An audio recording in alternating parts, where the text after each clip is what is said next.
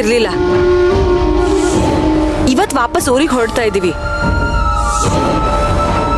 ಪೂಜಾ phone ಮಾಡಿ ಹೀಗೆ ಅಂತ ಹೇಳಿದ್ಮೇಲೆ ನನಗೂ ವಿಷಯ ಗೊತ್ತಾಗಿದ್ದು. ನಿಜನಾ? ಸರ್, ಇದುವರೆಗೂ ಆ ಅರ್ಜುನ್ ಯಾರನ್ನ ಹಚ್ಕೊಂಡಿದ್ನ ನಾನು ನೋಡೇ ಇಲ್ಲ ಸರ್. ಹೇಳಕ್ಕಾಗಲ್ಲ, ಇದ್ರೂ ಇರ್ಬೋದು. ಆದ್ರೂ ಇದನ್ನ ನನಗೆ ನಂಬಕ್ ಆಗ್ತಾ ಇಲ್ಲ. ಹೆಂಡ್ತಿನ ಅವನು ಅಷ್ಟೊಂದು ಪ್ರೀತಿಸ್ತಾ ಇದ್ದ.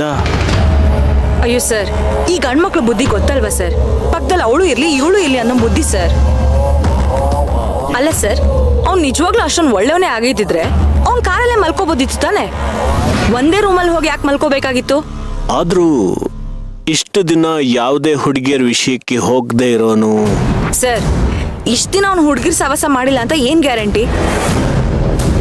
ಇವತ್ ಸಿಕ್ಕಾಕೊಂಡ ಕಳ್ಳ ಅಂತ ಅನಿಸ್ಕೊಳ್ತಾ ಇದ್ದಾನೆ. ಒಳೊಳಗನೆ ಎಷ್ಟು ದಿನದಿಂದ ಇಂಥ ಕೆಲಸ ಮಾಡ್ಕೊಂಡ್ ಬರ್ತಿದಾನೋ ಏನೋ, ನಮ್ಗೇನ್ ಗೊತ್ತಾಗುತ್ತೆ ಸರ್?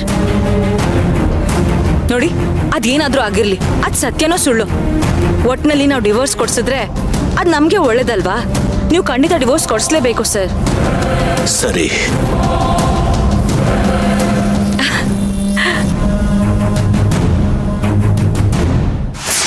ಹಾಗಾದ್ರೆ ಅರ್ಜುನ್ನು ನನ್ನ ಮಗಳು ಸೇವಂತಿಗೆ ಮೋಸ ಮಾಡ್ತಿರೋದು ನಿಜಾನಾ? ಛೇ, ಅವನು ಈ ಮಟ್ಟಕ್ಕೆ ಇಳಿದು ಬಿಟ್ನಾ?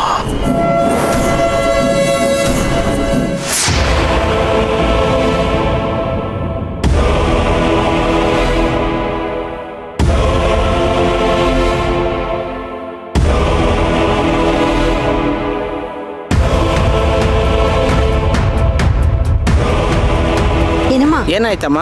ಏನಾಯ್ತಮ್ಮ? ಎದ್ದೋಳು. ಏನಾಯ್ತಮ್ಮ? ಎದ್ದೋಳಮ್ಮ. ನಿಮ್ಮ ಹತ್ರ ನೀರಿದ್ಯಾ? ಇಲ್ಲ ಸರ್. ನೀರಿದ್ಯಾ? ಇಲ್ಲ ಇಲ್ಲ ಇಲ್ಲ.